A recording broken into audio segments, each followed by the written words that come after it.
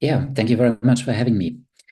Um, so I wanted to start by offering a few thoughts on competition in the Indo-Pacific region and what distinguishes competition from either conflict or cooperation. And then thought you might also be interested in a European perspective on how these processes are playing out locally. So to start off, there are certainly reasons to look on competition in the Indo-Pacific region with worry.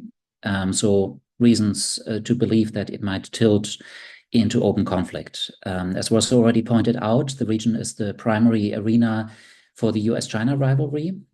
This, I think, is a trend in international relations that's going to be permanent. There's very little that is still keeping this competition from maybe shifting back into cooperation, but several reasons for why it might turn into conflict, or in the words of Graham Allison, why these two countries may be destined for war. As was already pointed out, the region is multipolar in nature. We know that this is a general setup in IR that is relatively conflict prone when you have multiple great powers competing with each other. And certainly beyond just the US and China, as was already said, India is a very big player there. Japan is getting more and more involved. And to some degree, even though I would not describe the European agency as that of a great power, there's also increasing engagement there. When you look at geopolitical flashpoints, so although, of course, Ukraine and Gaza have grabbed the spotlight in recent years, there is still a multitude of them that might spark a direct US-China confrontation, most notably, of course, Taiwan, but also the South China Sea, in addition to a number of others. So, for example, the India-Pakistan rivalry, the border clashes between India and China that we saw in Galwan Valley in 2021, a still divided Korea. And of course, there are many open domestic conflicts that sometimes do not just breed domestic instability, but can also spill out into other countries.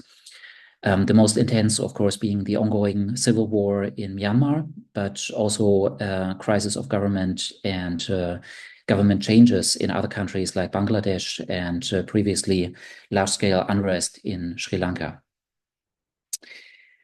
There's also a relatively low institutionalization. So if you think that institutions are at least giving stability, predictability, and structure, and also keeping conflicts in check, then it is actually amazing how little there is beyond ASEAN, which is a relatively well institutionalized and deepened regional organization. There just isn't much in this region.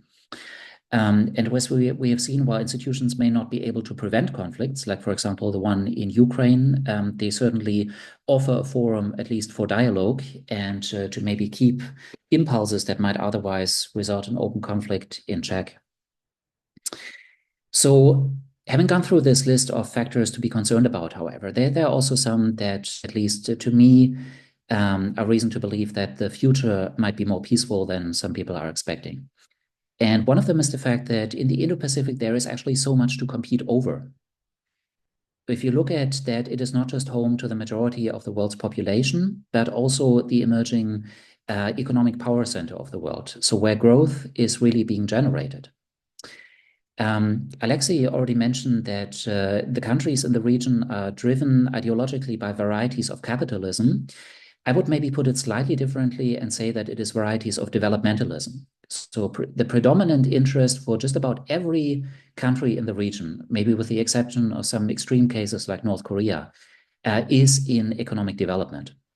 And there's also a shared understanding, I believe, that this economic development is based on some variant of globalization, of ongoing free trade, of the complex supply chains that have just enabled this region really to jumpstart its own development and to become this highest growth region in the world. Second, there is a tendency to view this issue of competition through a great power lens and to only look at the agency of those great powers. And I think that is wrong. If you turn it around and see how the agency of non-great powers in the region has really changed by the fact that great powers are competing over them for their allegiance, for local influence, for also rights to participate in economic development, then this is really something which is strengthening their leverage in international negotiations. And it is upon external great powers actually to make the most compelling offer when it comes, for example, to infrastructure development. There was China's BRI, and then other countries noticed, okay, this is something we have to compete with. We need to make our own offers. That was really the origin of some of the new programs that you've been seeing, like the European Global Gateway, the Build Back Better World initiative, or before that, the Japanese Agenda for Free and Open Indo-Pacific, which is closely linked with its high-quality infrastructure drive. So it's really in the developmental field where I think local states can leverage this position as takers into a stronger position now.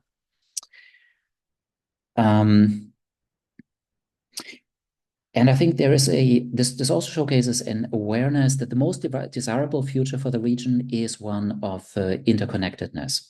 And all of these form inhibiting factors for conflict, really. There's a shared interest to keep this competition at the level at which it is, maybe to leverage the positive aspects, and certainly to establish so-called guardrails to keep it from going into open, even military conflict. So to tell you a little bit about how European countries and also the European Commission are looking on this region, I think it's again important to review that Europe is not a great power. It does not understand itself as a great power, and due to the fact that it is made up of many, many different countries, none of which themselves qualify as great powers, in my opinion, it could not play this role even if it wanted.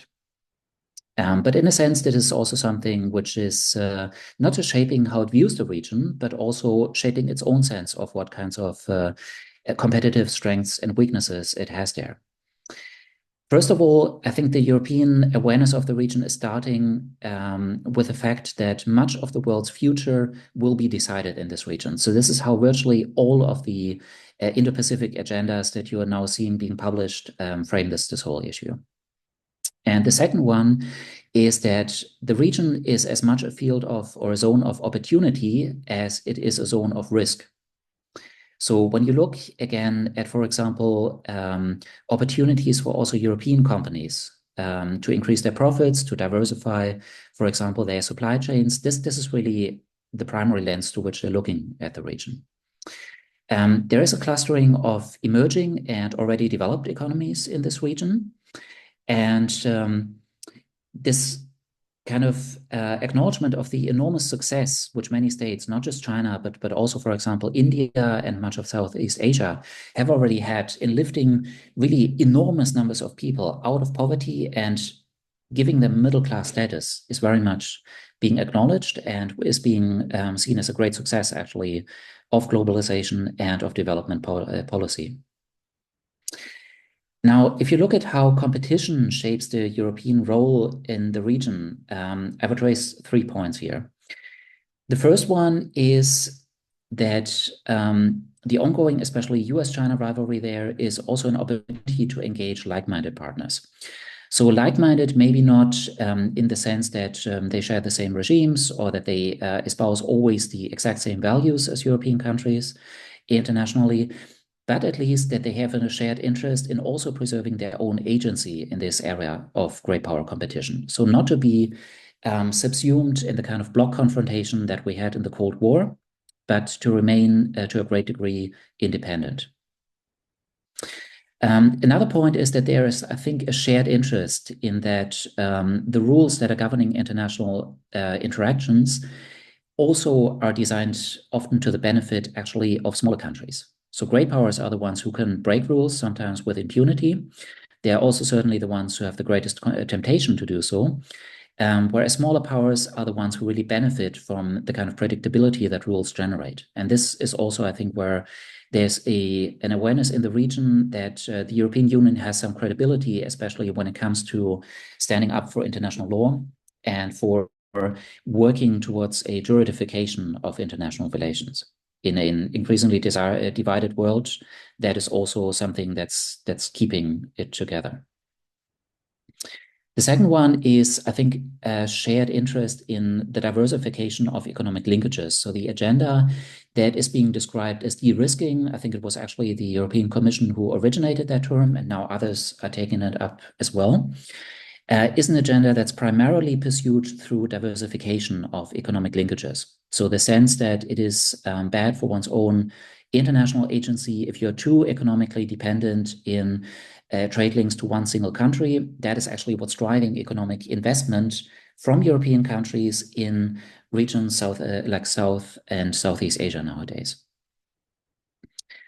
And finally, so when you look at the Indo-Pacific and how it's being debated, security issues are very much at the forefront, I think, of thinking, certainly in China, in the United States, certainly also in India, of course, and maybe for Russia, the same thing goes.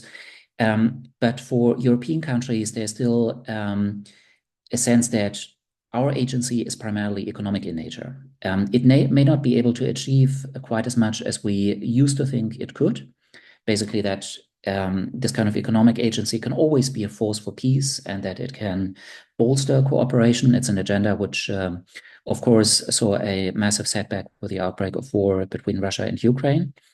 But there is a sense still that when looking at what Europeans can do to stabilize the region, that of course, there's some security engagement as well, but these are mostly tokenistic efforts. And I think the biggest move that we can make is to raise the point that our interests are also intricately linked with this region, and that anybody who would start a war there would also jeopardize those interests and then have to face the brunt, for example, of economic sanctions. I think that is the biggest actual deterrent that the European side can make, and to make also a contribution for a positive and peaceful future of this region.